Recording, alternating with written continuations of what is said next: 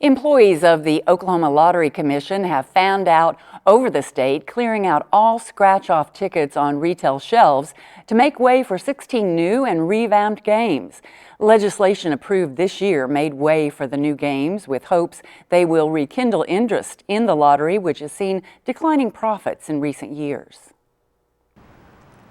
The Oklahoma Lottery has been a disappointment for its intended purpose of raising money to fund education.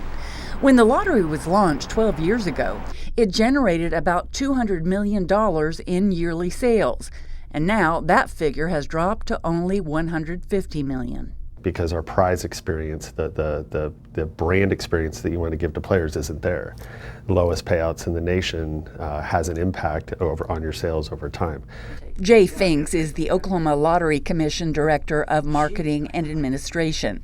He says the way the Oklahoma Lottery was structured was flawed from the get-go. When you had to give 35% to education, what that did is it only gave us 65 cents. And that's not enough for a lottery, to be very blunt. And that's what we told. It's not enough to run a lottery effectively. You need a little bit more because you have to have a certain level of prizes and a certain amount of winners. But with the passage of House Bill 1837 this year, that 35% is off the table. And so are the restrictions of how lottery managers could structure games and prizes. The Lottery Commission will now guarantee at least $50 million to education each year, and profits above that will go to third-grade reading initiatives and STEM programs. Rollo Redburn is the executive director of the Oklahoma Lottery Commission. But what we've done is we've promised over a 5-year period that we should be able to provide the state with another $110 million that can be used for education. And this would be $110 million more than what they would have otherwise received. Bumping up the 5-year total to $335 million for education. It's projected the increase will come from all new instant winner games, which will have higher payouts and more winners. In those games, there'll be more winners. So for right now, if a game had 50% of the game was winners, that might grow to 60% of the game as winners.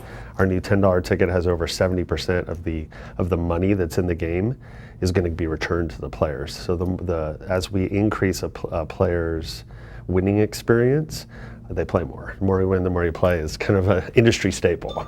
The Golden Ticket is the first $10 ticket the Oklahoma Lottery has ever offered. You get to scratch off 20 games and someone could win $100,000. It will pay out more than $18 million in cash prizes. At the convenience store where Thomas Klein works, the new lottery tickets arrived Monday afternoon. The $10 tickets have just been flying out the door.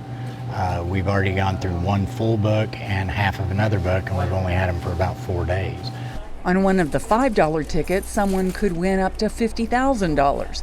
Klein hasn't sold any big winning cards yet, but he is seeing people win $75 prizes.